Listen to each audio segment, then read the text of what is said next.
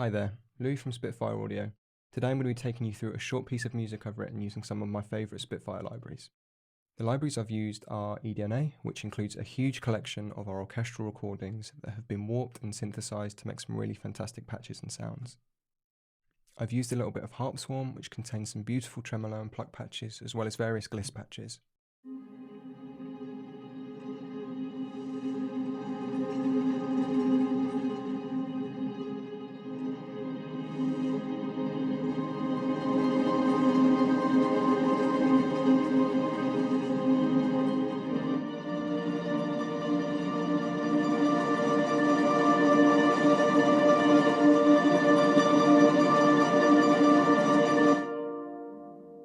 I'm also using Phobos, which is a mind-blowing polyconvolution synthesizer, and I've barely scratched the surface with it. There's just so much content in there for you to experiment with and craft your own sounds out of.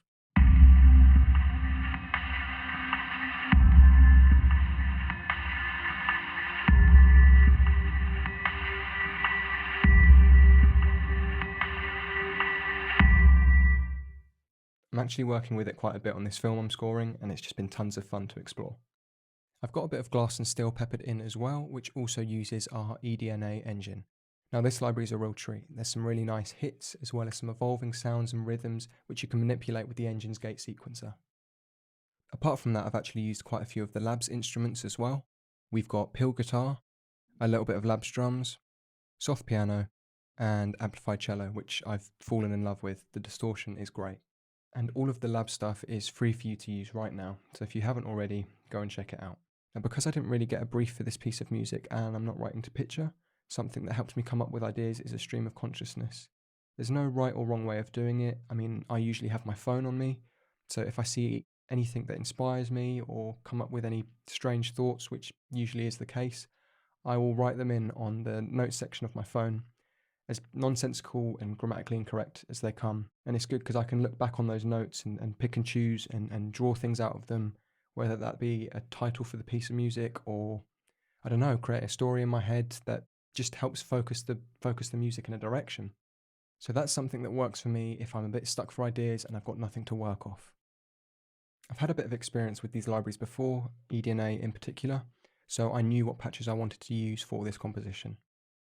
So I'm starting off with the chromium long pad, and I've got that swelling in at the intro as well as later on in the piece to help set up the atmosphere. This patch has some nice string-like qualities, and the eDNA engine gives you a lot more opportunity to experiment with and control the expression. You'll see we have two sounds loaded up, the soft and loud, and you can control the mix of the sounds with the slider here. This is something you can assign to your mod wheel or faders if it isn't already by right-clicking the slider and clicking Learn as you're moving whatever you want to assign it to. I've got the mixer assigned to my second fader, so let me show you what that sounds like.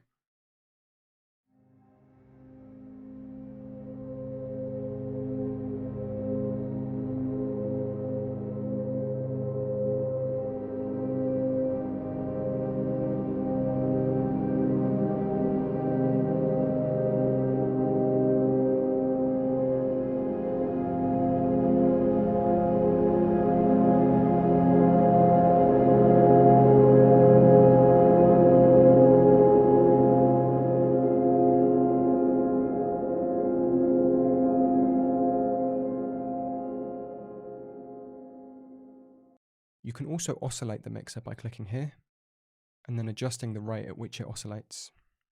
Further along, I'm using eDNA's Merlinite long bass drone patch for my bass line, coupled with an EXS sine wave just to make the bass a bit fatter.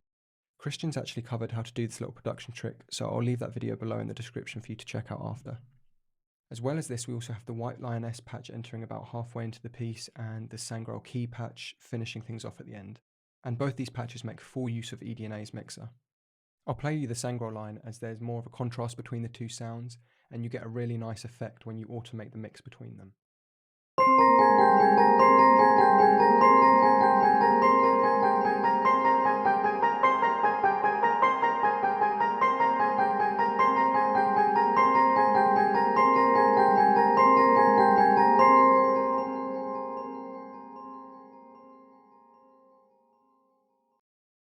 Near the start there's also a bit of Harp Swarm using the tremolo patch, just holding on to one note as it swells in and out, helping to add to that atmosphere as well as the amplified cello being introduced. Here's what those two sections sound like with the eDNA patches.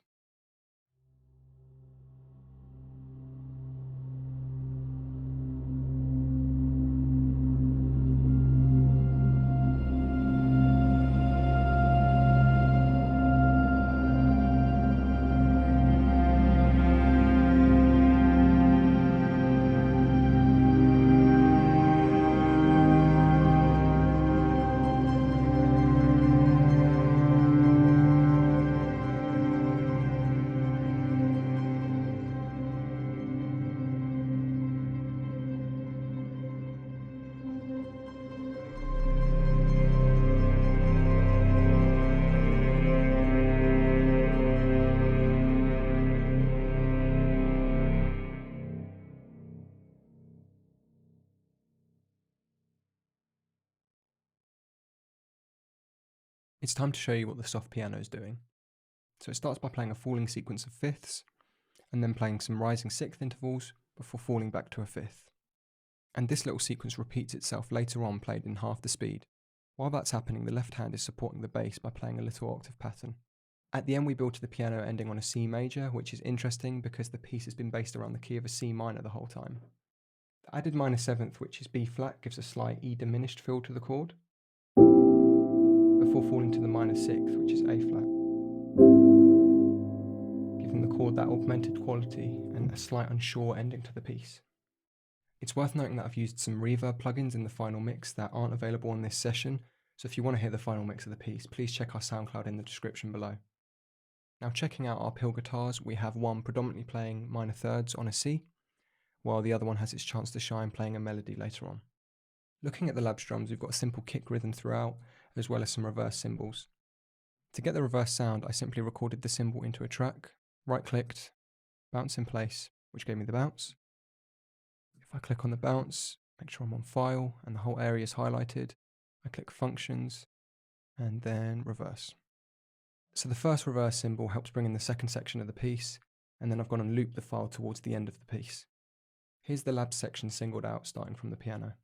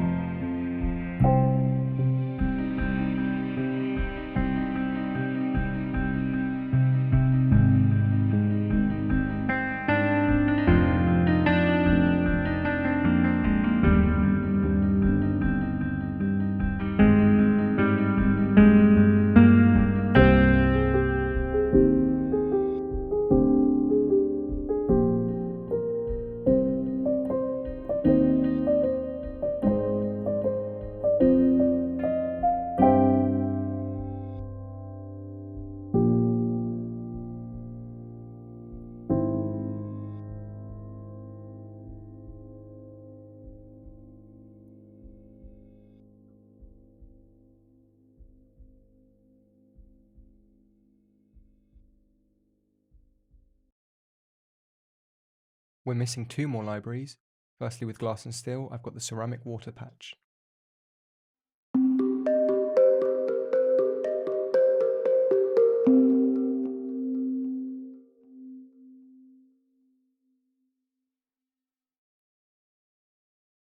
It's a great bit of tune percussion, and we have Mellow Gamelan 2 at the end, playing an interesting drone, which fades out. With both glass and steel patches, I added a sample delay here on bus 3, which is a little trick Ollie showed me to help widen the mix and create a bit of space. And finally, we have BT Phobos. I've gone and pegged in a few sounds that I've liked into the engine, and it's created this sort of weird percussive synth combo that fits right into the piece. So let's check out the piece as a whole.